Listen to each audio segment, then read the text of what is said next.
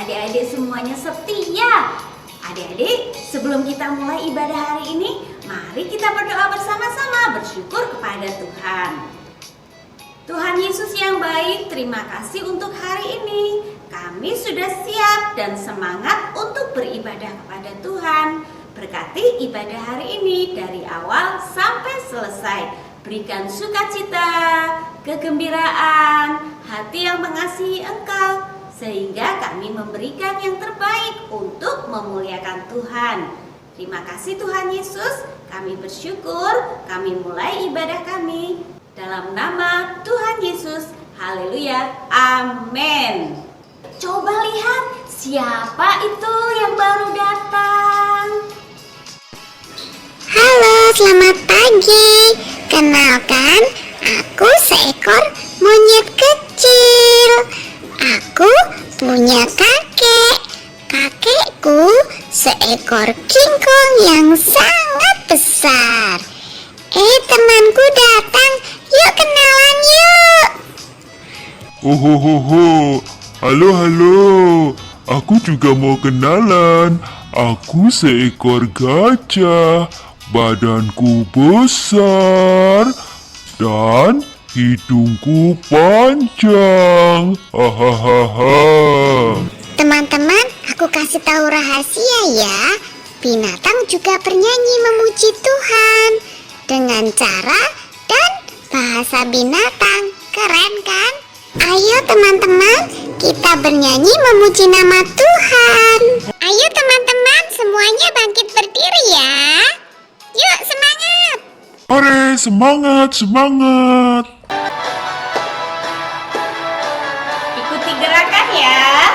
Semua bernyanyi, bersukacita, memuji Allah yang berkuasa. Kingkong badannya besar, kingkong badannya besar, tapi aneh kakinya pendek. Lebih aneh binatang bebek, lehernya panjang, kakinya pendek. Haleluya, Tuhan Yesus Maha Kuasa. Haleluya, Tuhan Yesus Maha Kuasa.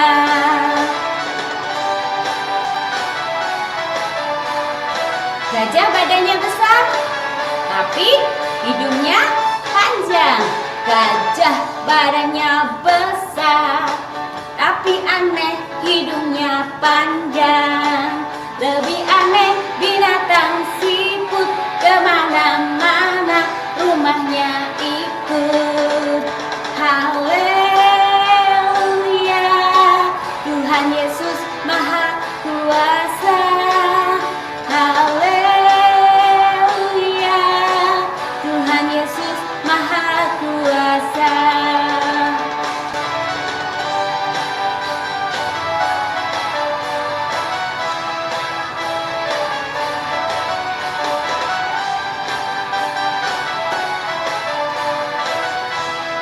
Kingkong badannya besar, kingkong badannya besar, tapi aneh kakinya pendek. Lebih aneh binatang kanguru, ada kantong di perutnya. Haleluya, Tuhan Yesus Maha Kuasa. Haleluya, Tuhan Yesus Maha Kuasa. Haleluya, Tuhan Yesus Maha Kuasa. Haleluya, Tuhan Yesus Maha Kuasa.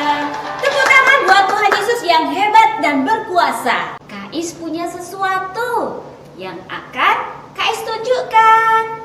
1, 2, 3. Tereng. Ini adalah balon. Bentuknya seperti apa ya? Siapa yang tahu nama buah yang bentuknya seperti ini? Siapa yang tahu? Iya, betul sekali. Buah anggur. Adik-adik, firman Tuhan berkata bahwa Tuhan Yesus adalah pokok anggur yang benar dan kita adalah carang-carangnya atau rantingnya. Ranting itu seperti apa ya? Kak Is kasih tunjuk ya. Ini dia. Ini namanya ranting pohon. Tapi ranting yang satu ini sudah mati, sudah tidak bisa bertumbuh, tidak dapat berbuah. Kenapa? Karena ranting ini sudah terpisah dari pohonnya. Nah, adik-adik, Tuhan Yesus ingin supaya kita seperti ranting yang selalu melekat pada pokok anggur, supaya kita dapat bertumbuh dan kita dapat berbuah. Yuk kita nyanyikan pujian Yesus pokok dan kitalah carangnya. Ayo adik-adik semuanya bangkit berdiri. Kita mau bergerak memuji Tuhan dengan sukacita. Ikuti gerakan KIS ya. Yesus pokok dan kita carangnya. Tinggallah di dalam Dia, oh oh tinggallah di dalam Dia, oh oh tinggallah di dalam Dia, pastikan berbuah. Yesus cintaku, ku ciptakan. Yesus cinta semua. Yesus cintaku, ku ciptakan. Tinggallah di dalamnya, oh oh tinggallah di dalamnya, oh oh tinggallah di dalamnya, pastikan berbuah.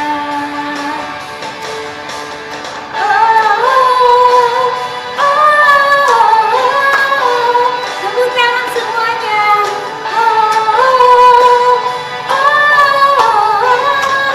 Lagi katakan Yesus pokok dan kita carangnya. Tinggallah di dalamnya, oh oh tinggallah di dalamnya, oh oh tinggallah di dalamnya, pastikan berbuah. Yesus cintaku, Yesus cintaku, ku cintakan. Yesus cinta semua. Yesus cintaku, ku cintakan. Tinggallah di dalamnya, oh oh tinggallah di dalamnya, oh oh tinggallah di dalamnya, pastikan berbuah. Yesus cintaku, ku ciptakan. Yesus cinta semua. Yesus cintaku, ku ciptakan. Tinggallah di dalamnya, oh oh tinggallah di dalamnya, oh oh tinggallah di dalamnya, pastikan berbuah. Tepuk tangan buat Tuhan Yesus yang menolong kita untuk berbuah, yaitu buah roh. Sekarang adik-adik boleh duduk. Saatnya kita siapkan hati kita, seluruh hidup kita untuk mendengarkan apa yang Tuhan kehendaki melalui firman Tuhan. Sebelum kita berdoa, mari kita nyanyikan firman Tuhan. Ku dengar, ku tanam di hatiku. Dengan sungguh-sungguh, katakan kepada Tuhan dari hati kita. Kita mau bertumbuh subur jika kita tinggal di dalam firman Tuhan.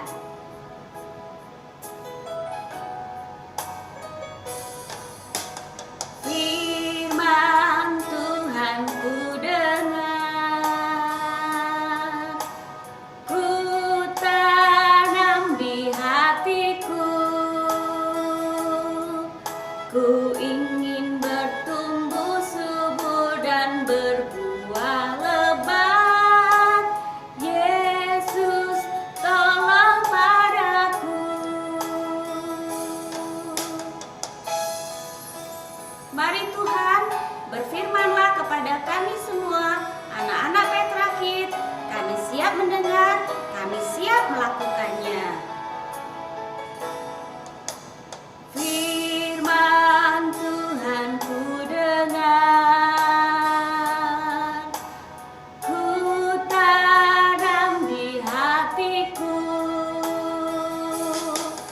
Ku ingin bertumbuh subur dan berbuah lebat.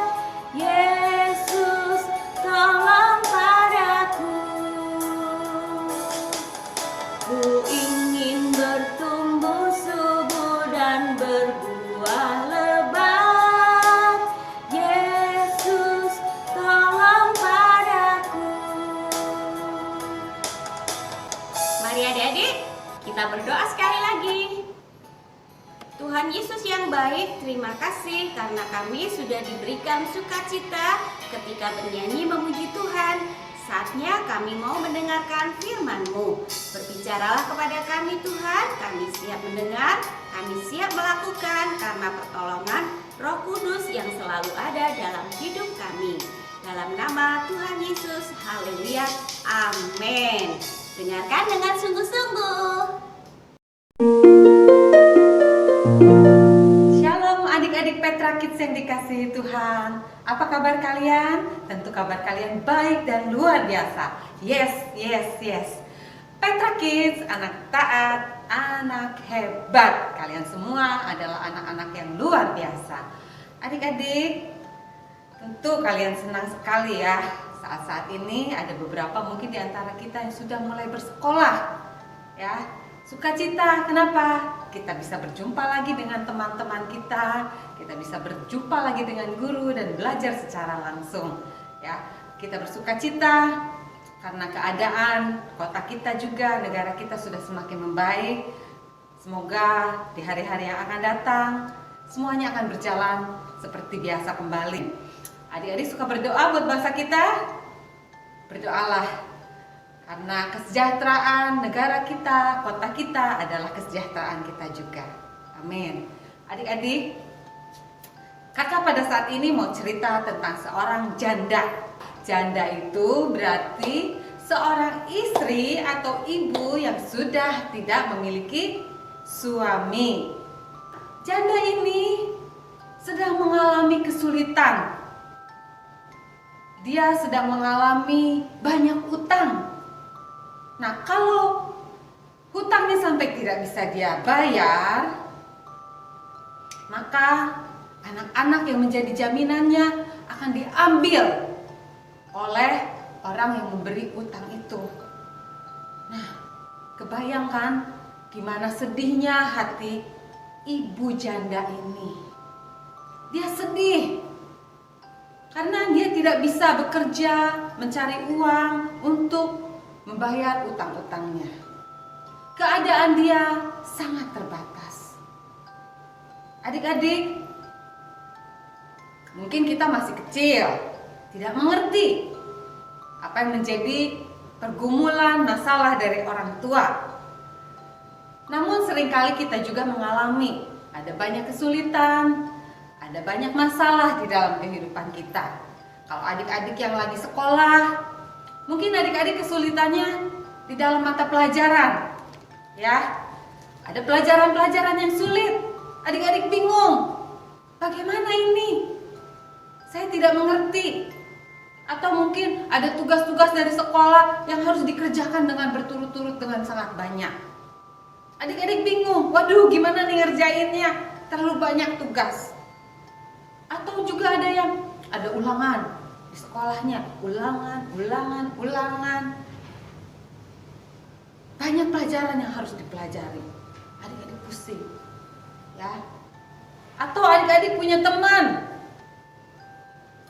temannya nakal, suka mengambil pensil kita, suka mengambil pulpen kita, pinjem mainan gak dibalikin.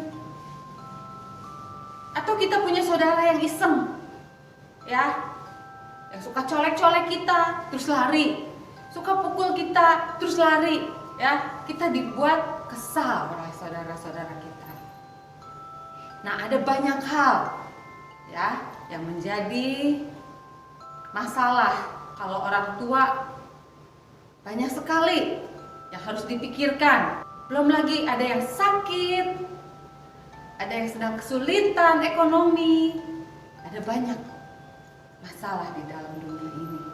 Namun apa yang dilakukan oleh janda itu ketika dia mengalami masalah yang berat? sulit untuk dia dapatkan jalan keluarnya. Yuk adik-adik, kita akan baca di dalam 2 Raja-Raja 4 ayat yang pertama. Salah seorang dari istri-istri para nabi mengadukan halnya kepada Elisa sambil berseru, "Hambamu, suamiku, sudah mati dan engkau ini tahu bahwa hambamu ini takut akan Tuhan.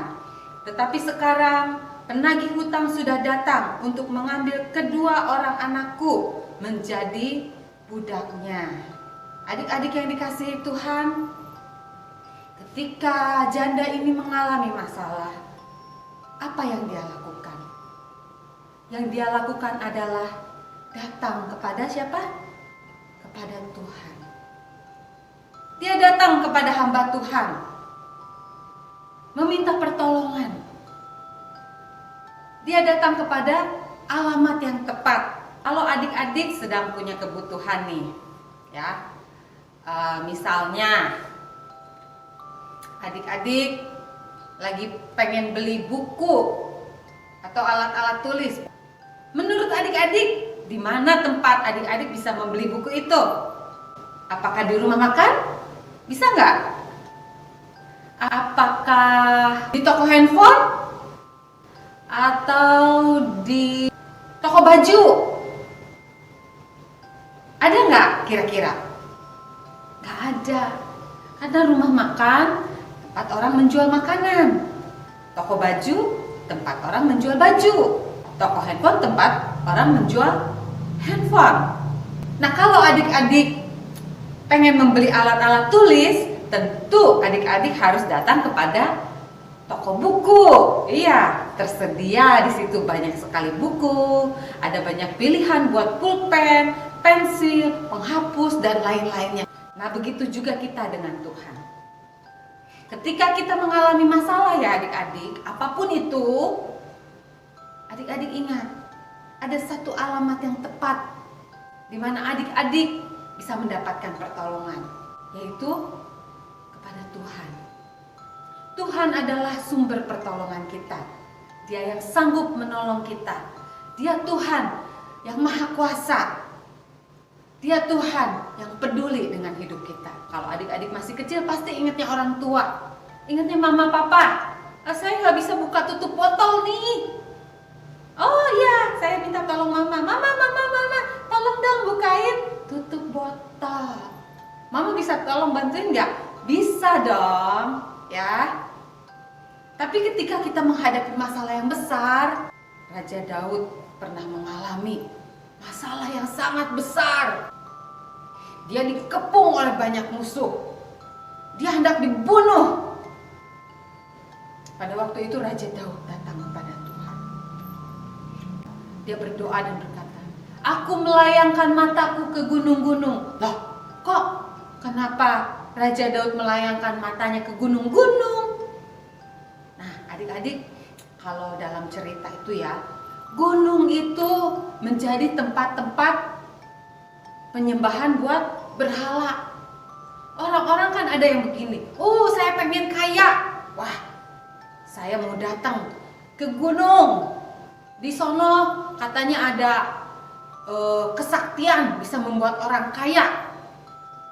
Terus ada lagi yang gini, di gunung itu nanti orang bertapa bisa menjadi kebal, jadi kuat badannya. Orang-orang datang untuk mendapatkan jalan keluar bagi setiap masalah mereka. Tapi itu apakah itu tepat? Tidak. Kakak dulu pernah punya pembantu, pengen hidupnya kaya raya, awet muda, pengen cantik. Pembantu itu datang ke mana? Ke gunung. Di situ ada dukun katanya. Tapi setelah dari dukun itu tidak ada perubahan dalam hidupnya. Dia hidupnya tetap jadi pembantu begitu, ya, nggak jadi kaya. Terus nggak jadi cantik, biasa aja, tetap aja kayak begitu. Nggak jadi kuat, di rumah aja, sakit-sakitan. Daud mengatakan lagi, "Aku melayangkan mataku ke gunung-gunung. Dari mana akan datang pertolonganku?" Pertolonganku datangnya dari siapa? Dari Tuhan. yang menciptakan langit dan bumi.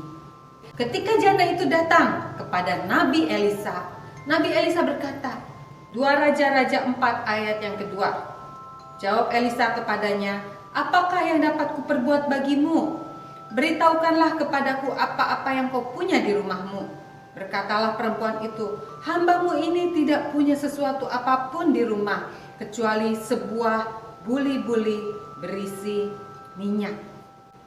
Nabi Elisa berkata, apa yang ada padamu?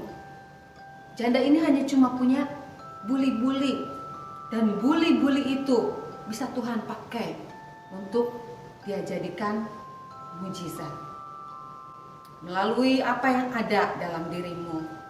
Ya, Tuhan sudah berikan engkau tubuh yang sehat, tubuh yang sempurna, orang tua yang mengasihimu, saudara-saudaramu. Itu adalah mujizat yang Tuhan sediakan bagimu. Tuhan memberikan mujizatnya lewat apa yang engkau miliki. Tuhan bisa melakukan mujizat, tidak bergantung dari siapa dirimu. Tuhan melihat engkau, mengasihi engkau. Meskipun engkau masih kecil, Tuhan sanggup melakukan mujizat dalam dirimu. Tidak hanya hamba Tuhan yang besar, tapi kita semua bisa mengalami mujizat Tuhan, bergantung dari iman kita kepadanya. Tuhan Yesus banyak melakukan mujizat. Itu juga bergantung dari iman dari orang-orang yang ada di sekelilingnya. Tapi Tuhan Yesus tidak bisa melakukan kalau kita tidak beriman kepadanya. 2 Raja-Raja 4 ayat yang ketiga. Lalu berkatalah Elisa, pergilah, mintalah bejana-bejana dari luar, daripada segala tetanggamu, bejana-bejana kosong, tetapi jangan terlalu sedikit. Ketika kita mengharapkan mujizat yang dari Tuhan, tentu ada sesuatu perkara yang Tuhan ingin supaya kita lakukan. Nah, tugas kita adalah taat, melakukan apa yang Tuhan kehendaki. T-A-A-T, taat. Tuhan ingin supaya kita taat. Ketika kita lagi susah, gak punya duit, ya, Tuhan ingin supaya kita menabur, memberi kepada orang-orang. Tuhan gimana sih? Saya kan lagi susah, saya kan lagi gak punya uang. Masa yang ada aja sih tinggal sedikit mesti saya kasihin lagi sama orang lain. Tapi Tuhan pengen supaya kita taat. Apapun yang Tuhan inginkan, apapun yang Tuhan perintahkan dalam firman Tuhan, mari kita belajar T-A-A-T, taat. Ketika Nabi Elisa menyuruh, kamu kumpulkan buli-buli, kumpulin, minta sama tetangga, pinjam sama tetangga. Iya, Nabi Elisa, saya akan lakukan. Akhirnya dia bersama anaknya, setelah kumpulin buli-buli yang penuh di rumahnya, dia tuang. Dia punya buli yang kecil yang isi tinggal sedikit. Dia tuang ke buli-buli yang satu. Tapi ketika dia tuang ke buli-buli ini, kok minyak saya nggak habis-habis ya? Wah, satu buli-buli udah penuh nih. Pindah ke buli-buli yang kedua. Oh, penuh lagi. Kok nggak habis-habis ya? Ngelocor terus. Terus sampai semua buli-buli yang ada di dalam rumahnya dia isiin minyak sampai penuh semua buli-buli dan tidak ada lagi buli-buli yang kosong. Akhirnya buli-buli yang di tangannya berhenti mengalir. Ketika dia taat, mujizat Tuhan terjadi. Jadi apa saja yang tadi dilakukan oleh janda itu ketika dia mengalami masalah yang berat? Yuk adik-adik kita ulang lagi. 1. Apa? Datang kepada alamat yang tepat. Yang kedua, Tuhan bisa melakukan mujizat lewat apapun dan dimanapun, siapapun. Tuhan punya banyak cara untuk menolong kita. Yang ketiga tadi, yang terakhir apa? Taat. Ya, adik-adik harus taat. Kita lakukan apa yang menjadi kehendak Tuhan dalam kehidupan kita, sehingga mujizat Tuhan boleh terjadi di dalam kehidupan adik-adik. Amin. Ya, puji Tuhan, Tuhan sangat baik bagi kita semua. Kita mengucap syukur kepada Tuhan. Amin.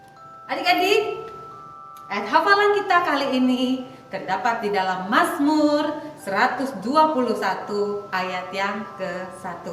Aku melayangkan mataku ke gunung-gunung. Dari manakah akan datang pertolonganku? Pertolonganku datangnya dari Tuhan yang menciptakan langit dan bumi. Oke, kita akan berdoa. Mari kita lipat tangan kita, mengucap syukur buat firman Tuhan yang sudah kita dengarkan. Haleluya. Bapa, terima kasih buat firman yang sudah kami dengar dan kami pelajari saat ini. Kami belajar dari seorang janda yang sedang mengalami kesulitan, yang bila tidak tertolong maka anak-anaknya akan diambil dari hidupnya Tuhan. Dia datang kepada alamat yang tepat, dia datang kepadamu, dia datang kepada hamba Tuhan, memohon petunjuk, memohon bimbingan, memohon nasihat. Dan janda itu juga percaya bahwa Tuhan sanggup menolong dia lewat apapun yang dia miliki. Tuhan tidak menuntut sesuatu yang besar. Tuhan tidak hanya menyediakan mujizat bagi hamba Tuhan, bagi para pendeta, bagi orang-orang yang luar biasa, tapi Tuhan menyediakan mujizat kepada setiap orang yang percaya, yang beriman kepadanya. Aku percaya Tuhan, ada banyak cara, ada banyak jalan yang Kau sediakan bagi kami untuk Engkau menolong kami. Di dalam setiap keterbatasan kami, Kau Allah yang tidak terbatas, Kau Allah yang sanggup menolong. Dan yang terakhir Tuhan, kami mau menjadi seperti janda itu. Taat melakukan apa yang Engkau perintahkan dalam hidup kami. Melalui firman Tuhan, melalui hamba-hamba Tuhan, apapun yang menjadi perintah-Mu Tuhan, ajarkan kami untuk kami taat. Meskipun kami tidak mengerti, meskipun bertentangan dengan hati kami, tapi firman-Mu adalah yang terbaik, yang paling benar, yang paling tepat. Dan biarlah kami boleh melakukan sesuai dengan perintah-Mu. Ajarkan dan lembutkan hati kami untuk menjadi orang-orang, untuk menjadi anak-anak yang taat akan firman-Mu Tuhan. Kami tidak usah bertanya, kami tidak usah banyak berpikir, biarlah hati kami tetap percaya kepada-Mu. Terima kasih Tuhan Yesus, memberkati anak-anak Petra Kids Tuhan. Biar anak-anak ini boleh bertumbuh menjadi anak-anak yang luar biasa, memiliki hati yang takut akan Engkau, semakin bertumbuh dewasa di dalam Engkau ya Bapa. Berikan hikmat, akal budi, kepandaian dalam studi mereka Tuhan. Mereka boleh menjadi anak-anak yang pintar, anak-anak yang menjadi kebanggaan bagi kedua orang tuanya Bapa. Biarlah juga Tuhan hidup mereka boleh menjadi terang, garam di dalam kehidupannya Bapa. Mari adik-adik sekarang angkat tanganmu, terimalah berkat dari Allah Bapa, kasih sayang dari Tuhan Yesus Kristus, persekutuan, urapan yang intim dan manis bersama dengan Roh Kudus saat ini dan sampai selama-lamanya. Dalam nama Yesus yang percaya katakan, amin. Puji Tuhan adik-adik yang dikasihi Tuhan, sampai jumpa kembali. Tuhan Yesus memberkati. Bye-bye. 1 Samuel 3 ayat 19. Dan Samuel makin besar dan Tuhan menyertai dia dan tidak ada satupun dari firman-Nya itu yang dibiarkannya gugur. Terima kasih.